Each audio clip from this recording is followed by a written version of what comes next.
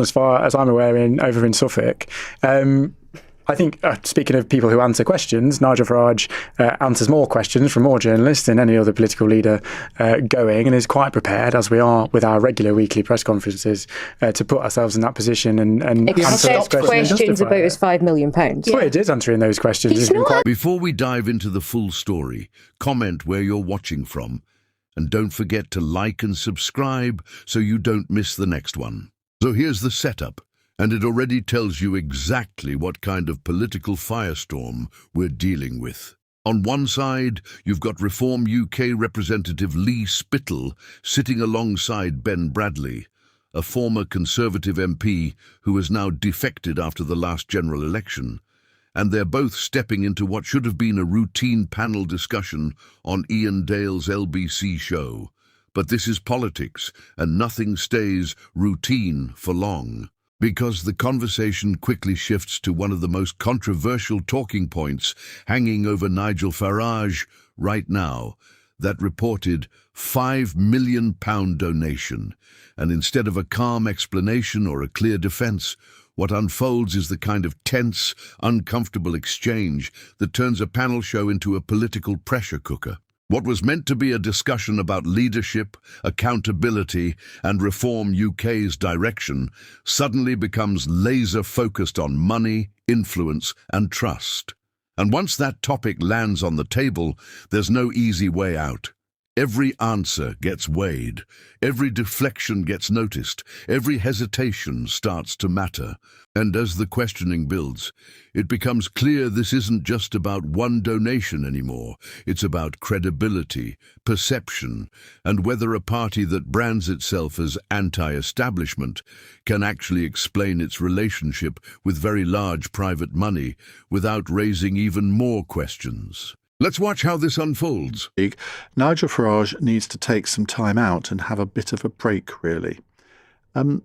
What happened to David Bull, Ben Bradley? Because he was chairman and then suddenly he wasn't. He was. We've got lots going on, haven't we? There's all sorts going on. I think it was a surprise to him that he wasn't. I'm far above my pay grade, that, Ian. I don't know what goes on in the corridors. What are you doing on this programme, then? Well, largely speculating and guessing like everybody else.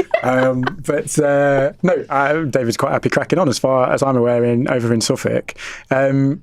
I think, speaking of people who answer questions, Nigel Farage answers more questions from more journalists than any other political leader going, and is quite prepared, as we are with our regular weekly press conferences, to put ourselves in that position and answer those questions about his £5 million. Well, it is answering those questions. He's not answering those questions. He's quite clearly answering those questions and saying it's none of your business. But I don't know the... That's not an answer. I don't know it is an answer. You might not like it. But I don't know the facts of that any more than anybody else does. There's an investigation into that. The outcome will be what the outcome is. Don't you think we should know the facts, though? Because that is quite a big amount of money. And the outcome will be what the outcome is. Trying to interfere in our politics. I've got no reason quite serious, to disbelieve anything that Nigel says until proven otherwise. Wouldn't you prefer he just gave the money back? No. So you think it's acceptable for him to take £5 million? I think what he does in his personal life is up to him. And if he is clear that he's done nothing wrong and there's an investigation that, if that's the case, will say so, then fine, the world moves on. All right, how about this? If I propose a cap on individual donations, will Reform back it so that nobody can have these questions again? I think Labour should stop trying to draw lines around donations. That'll be a no then, won't it?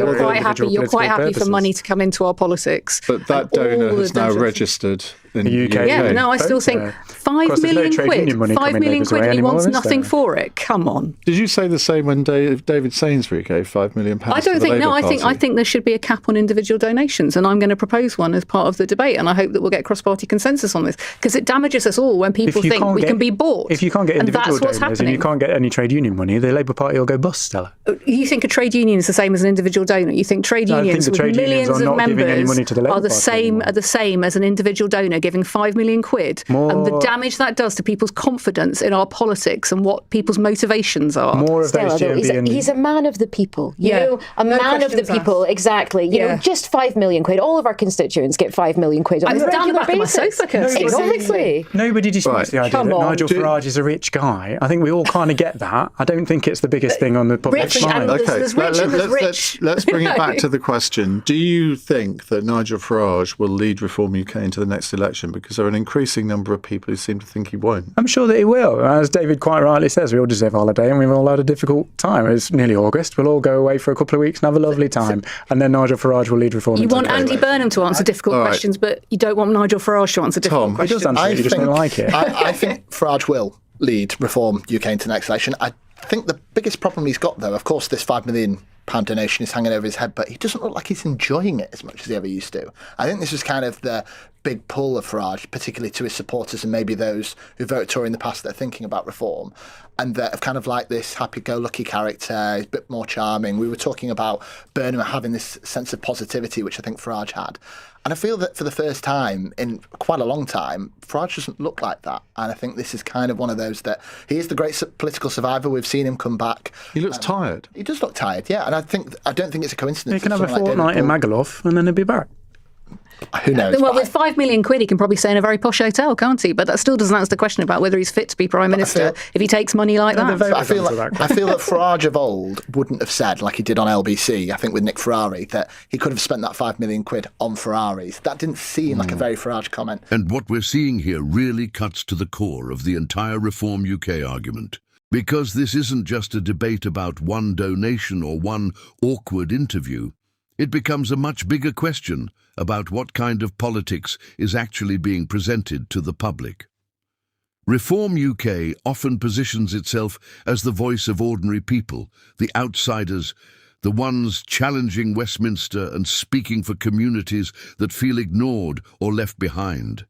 That's the brand, that's the message, that's the pitch. But the moment scrutiny shifts toward where the money is actually coming from, that confident messaging starts to wobble.